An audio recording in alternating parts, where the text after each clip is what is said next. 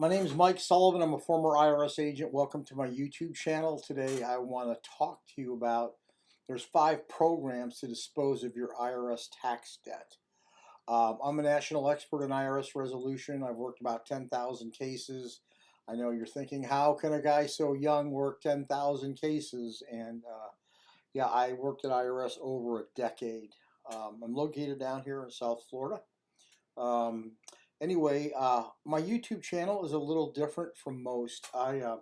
Being an agent, I kind of pull the curtain back or the zipper back from IRS, and I tell you what the agent thinks. It's not like people who work cases, and this is what they learn from working cases. As a former IRS agent, you all know all the methodologies and the ways, the memos that come out, what you have to do, the programs, the processes, and all that stuff.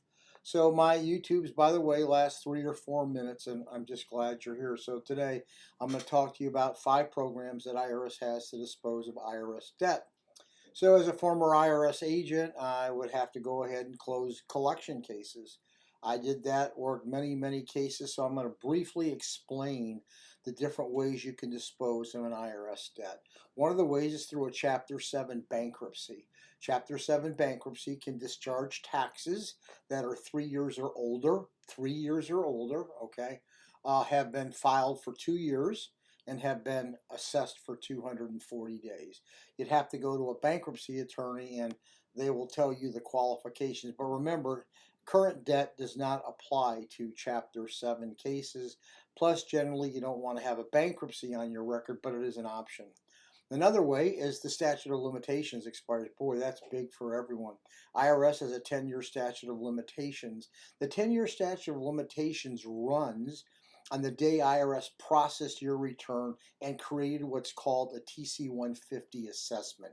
You can simply go ahead and pull your IRS transcripts at irs.gov, and you'll find out when your assessment starts. Things can extend the statute of limitations. You file an offer of compromise. There's litigation, there's bankruptcy, collection due process hearing.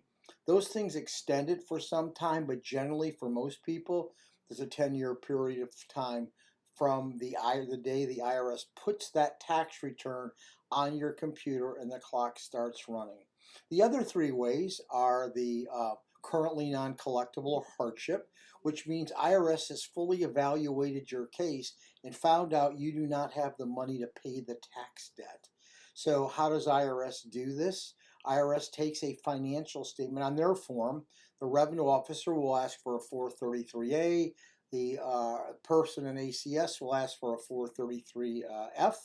They're going to want to see bank statements, pay stubs, and you've got to verify everything on your financial statement. What you call them, if they find out that you really don't have the money, they will put you into currently non-collectible. What's the pro and the con about currently non-collectible? It's great not to owe the debt, but at the time, penalties and interest run and your case will cycle back out in the field. You may want to change your W-4 so IRS doesn't grab your refund, because if you owe IRS money, there's an IRS refund to grab in place, and they will take it. Currently non-collectible cases are for those who really don't have anything, and IRS is just going to say, hell, we're just going to go ahead and suspend them and let's see what happens. Sometimes a series of algorithms that IRS has will automatically move your case to currently non-collectible. So I suggest you pull an IRS transcript to find out the status of your case. The last 2 ways are you make a payment agreement. Depending on the debt, IRS has different programs. Many people can go online, irs.gov, and make a payment plan. If they're current, they've made all their estimate payments. For others who owe larger debt, you really do need to engage somebody like myself or your accountant or your CPA to carefully look at your financial statement, know what you're giving IRS, because what you think IRS is evaluating is not what IRS is evaluating. IRS is going to look at what they call the national standard, and those are a list of expenses that they allow. If IRS doesn't allow your expenses, your payment went up by that amount. I have some taxpayers or clients of mine that the IRS allows $5,000 a month based on where they live, and IRS wants $3,000 a month because the IRS standard is only $5,000 for where you live.